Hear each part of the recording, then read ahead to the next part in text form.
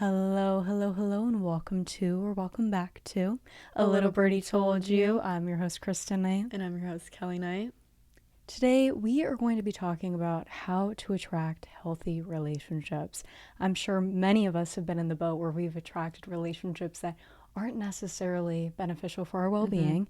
And these don't even have to be romantic. I'm talking about platonic, romantic, all of them. We're going to encompass every relationship today. But I want to talk about how do we attract healthy, well relationships, not the relationships that we don't want.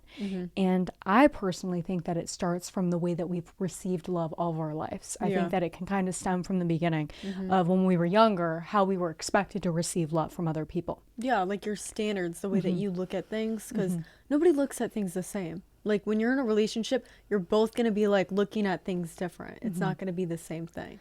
I just think the problem is when you're younger, you look at ways to earn love and earn love from other people. Even that could be parental figures or guardians. You look at, how do I receive love from this person? How did they care for me? Were they unavailable as a parent, or were they controlling, or just things like that? And sometimes it's not even that. Sometimes, when you're younger, parents are busy or parents have things and maybe they're not meeting your needs. And maybe it's not even parents, but just the people that you've been around all your life that you tried to earn love from. And I think we can go into relationships with this mindset, I have to earn love from this person, over just giving them love and sharing love between us. We have to earn love. And I sometimes think that can trick us into attracting relationships that aren't healthy for us. Yeah. Do you understand what I'm saying with that? I just feel like it can kind of, like, how do I say this? When they say that you attract relationships that kind of resemble your parents or the people that you were raised by. Yeah, like you look for people that, like, okay, this sounds weird. Yeah, it does, and I know but it's going to come off wrong.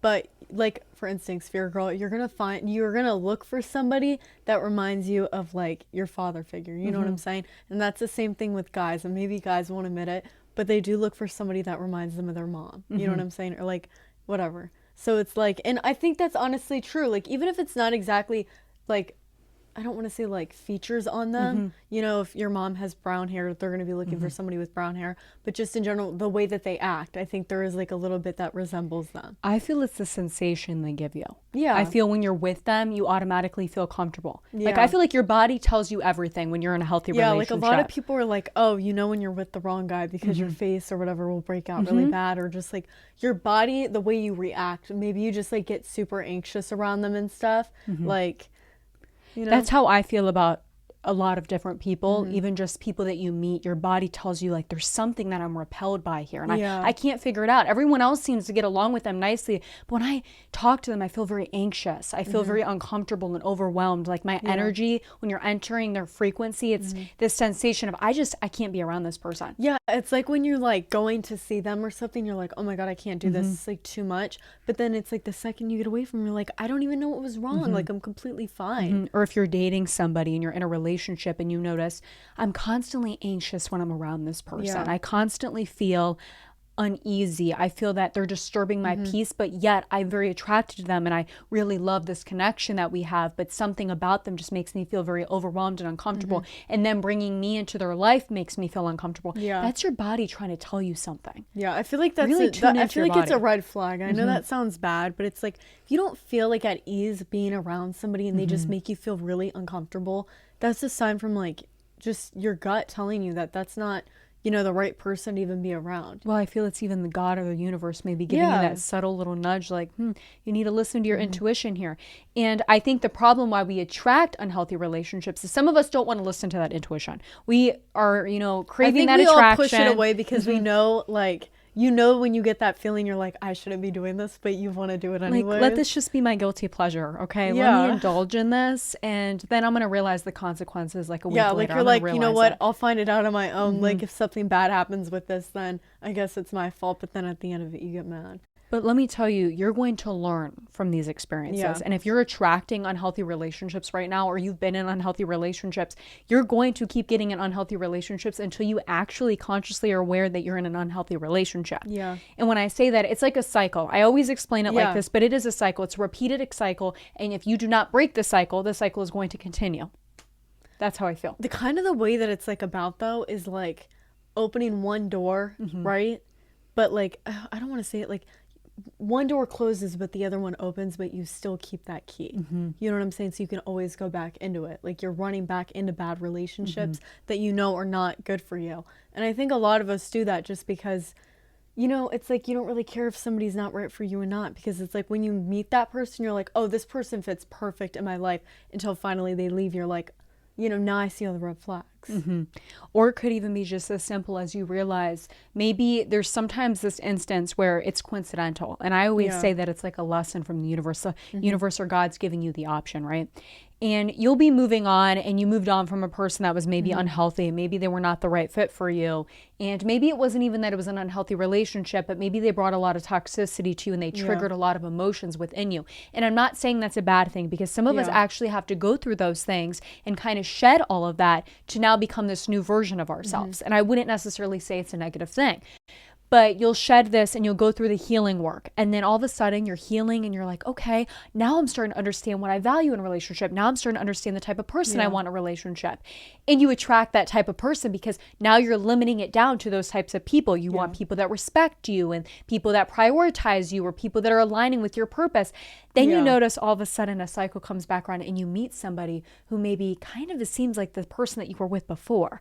Or maybe it was the person you were with before and they come back around. And now you have two options here. You can either go back to that person, or maybe you're moving on and you're waiting and you're still learning and healing. And sometimes I kind of think it's a test. Like, are we really ready for the things that are going to be more beneficial for us? Like, it's like, oh, should I run back to this person because I still kind of have like a little bit of like feelings for them, or just like that feeling of being like, oh, I kind of just want to try again with them just to see where it goes. The way I would look about things is, you already gave that person one shot. They lost it. Move on. You know what I'm saying? Like, there's no sense in running back when you've already read that book. You know what I'm saying? You don't need to restart that. And there's always the same ending with someone. You know what I'm saying? Somebody's not really going to change. And like we said, like, it's just like, that's how it's going to be. And sometimes people just come back when they see you're moving on because they want to hold on to you and they want to hold you back from becoming this better version of yourself. But I do think sometimes you have to work through unhealed wounds and unhealed business before moving on to something that's better for you. Like, even sometimes you just have to be like, how do I say this? Like, mutual with the person. Maybe you had like a lot of bad, like Kristen said, like toxicity, whatever with them. And then you kind of like, they come back when you're like meeting somebody else. It's kind of like, you just have to kind of like, I don't want to say like fill in that little space that was there between you guys, but it's like, you just, you know what I'm saying? Like, you're just mutual with that person now. You know what I'm saying? Where you like fix whatever happened and then you move on and you just, you know what I'm saying? And sometimes I think that baggage can be carried into new relationships. Yeah, and I like, always say, don't do bring that. your old No. baggage into a new relationship. And I think that sometimes it's hard. Sometimes you know that the past relationships, let me give you guys a scenario here.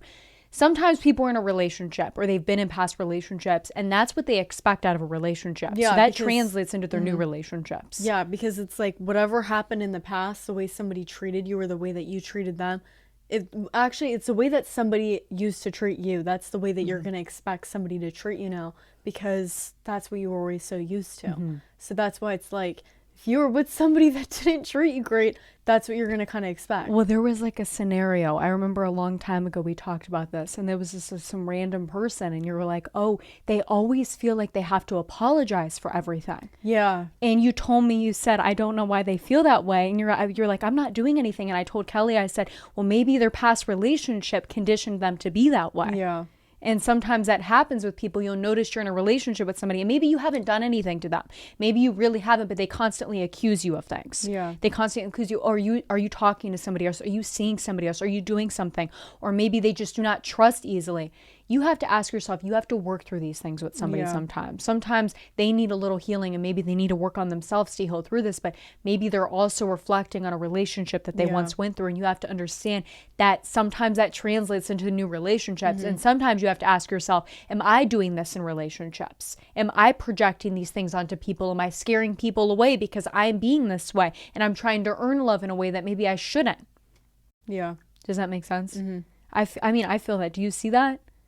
Yeah, I mean, I think a lot of the times it's like the way that somebody treats you, that's just the way that you're going to sit there and like be Well, you also have to be very secure in yourself when you're entering relationships. Like, you really shouldn't bring the things that happened in the past with other people into something new, because it's like you don't know if that's really how they are. So it's like you can't sit there and question them about a bunch of things if you haven't actually had a reason. I really feel that if you're entering relationships and you're trying to enter relationships with a clean slate and attract healthy relationships, in that sense, you have to really zone in on yourself and make sure you're secure and self-aware of who you are. You have to really understand your values in a relationship. If you want a healthy relationship, we don't want unhealthy toxicity. No. We don't want unhealthy relationships where somebody's, constantly doing this or that to try to hurt us or bring us down in a relationship. We want somebody that aligns with us.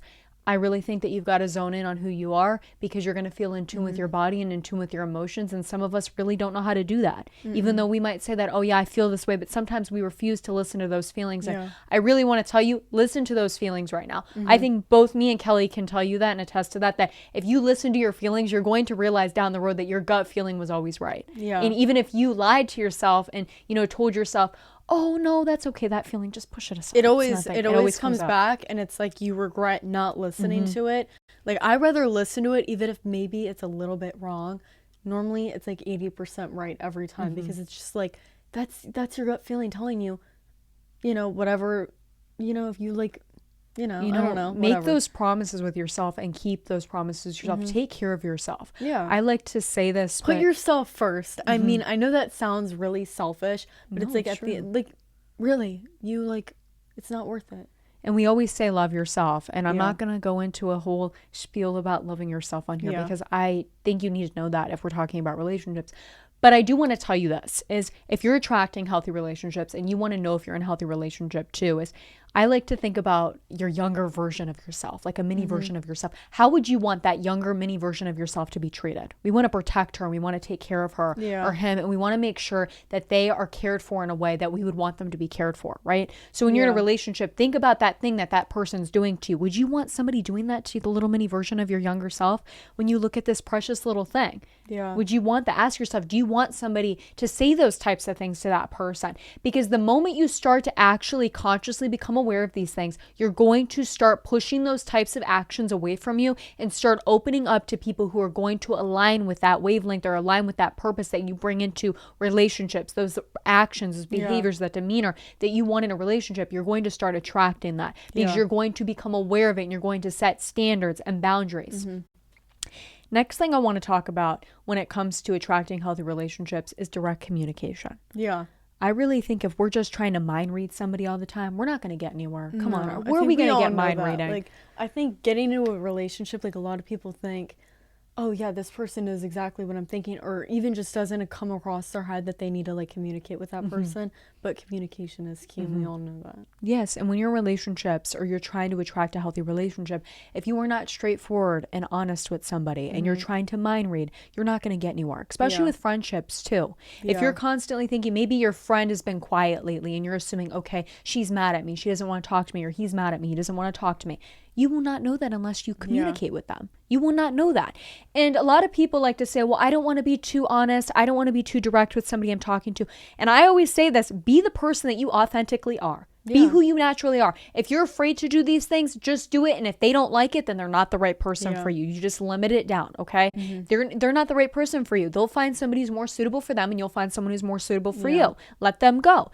Now, you can't just mind read and expect these things. You actually have to take a step forward and say, I'm going to communicate. I'm not going to overthink this. Overthinking about relationships isn't a good thing. No. It's disturbing your peace. Don't you agree? You're an overthinker, so you should say this. I think when it comes to a point, if you just start overthinking a lot, it's just a continuous thing. And you don't want that in your relationship because it's not healthy. It's a continuous cycle of, oh, do you know this, that? Did I do this wrong? Am I doing this right? Do they like this? Communicate about it. I always say communicate about what you want in a relationship. What are your values? What are the things what is your love language? Just little things like that, because that really can build trust in a relationship. It feels so much more comfortable when you can openly communicate with somebody, even your friends. When you know you can have an open, honest discussion with them and be who you are. We're having an open, honest discussion with you guys right now, okay? Yeah.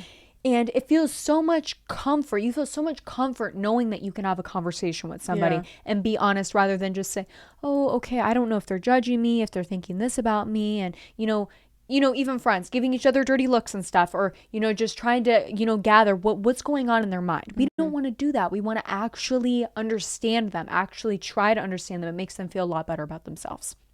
Do you agree? And I think that not only that, but it also shows the values you align in a relationship. And I think, attraction can't be the number one priority in relationships. If you're thinking about romantic relationships, you can't just be going after somebody for their attraction. You actually have to think about what is going to make this a healthy relationship and what makes a healthy relationship for you. Yeah. You have to actually think, what is a healthy relationship to me? You can't tell me, oh, I know what a healthy relationship is. It's, all this and all butterflies. No relationships are perfect. No. Healthy relationships are relationships that allow you to grow as a person. That's why I said you learn things from even relationships that maybe weren't beneficial for you. Maybe it did cause you to go through a lot of pain, a lot of chaos, and maybe some trauma left behind. But you do learn from that.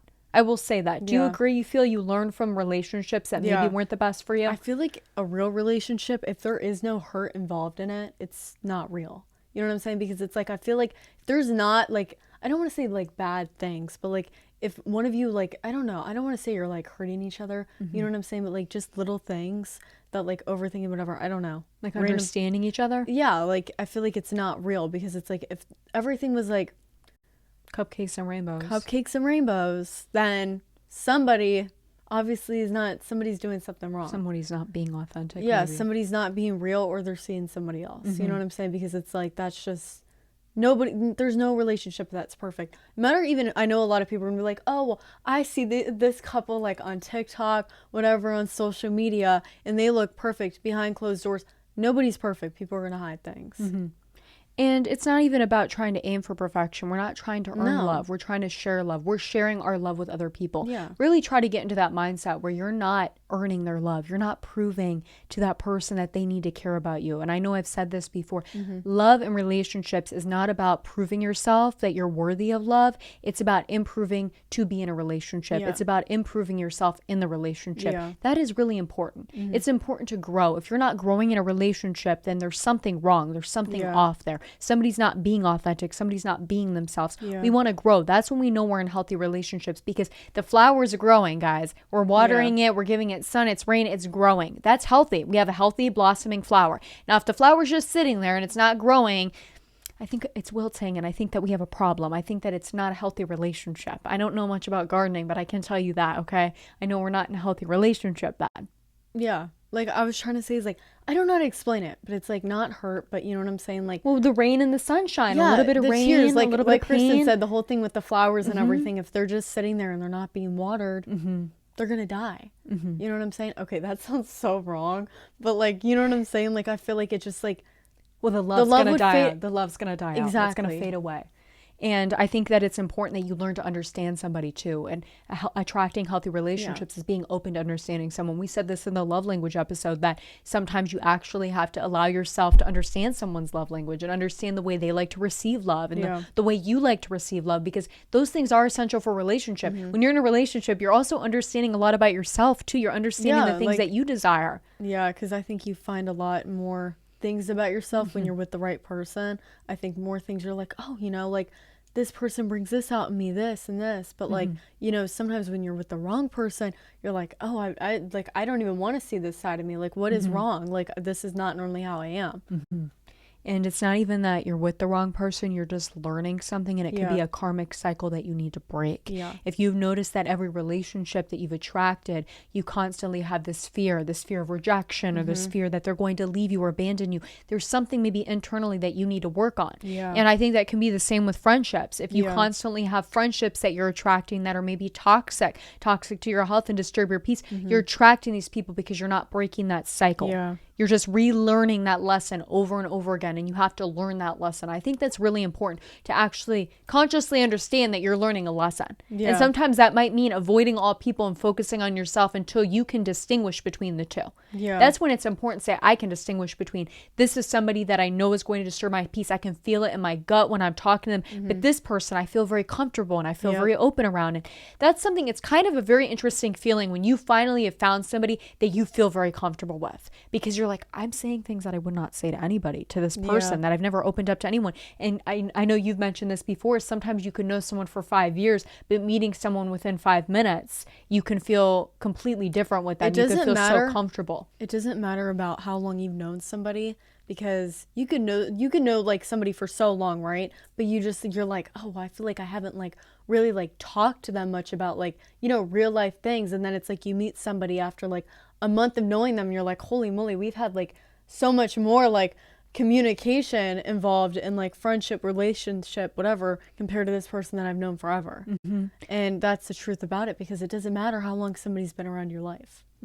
And sometimes it's just their energy and the way they're approaching you. And I've noticed with myself is I try to be as authentic as I possibly can be with people, at least. And I show up as the person I am. And I think that's how you attract healthy relationships, is it being authentic. You've got to be authentic here, guys. You have to show up as the person that you naturally are. And I've noticed when I've been authentic, I feel that people who aren't authentic, I can sense it right away. I can sense that maybe they are putting on a facade. They're hiding something. Or trying to make this false identity for me to perceive them a certain way. And I can sense it. And that's something that I'm naturally very repelled by. And I think that when you figure out yourself and figure out those sensations and understanding, okay, well, I've noticed anytime I feel this way around a person, this is kind of what happens. And anytime I feel this way around a person, I notice I feel very open and comfortable and I feel better about being myself. And if I notice I'm trying to hide who I am, then I notice, okay, I'm picking up on their energy. I'm picking up that maybe this person is also a little fearful about being themselves, because you have to know who you are. Notice, is this my feeling? Is this their feeling? And that can attract healthy relationships, as well as understanding those feelings. I think that that's really important to understand yourself. You guys got to become self-aware and in tune with who you are, and in tune with how you desire love, and in tune with the person you naturally, organically are.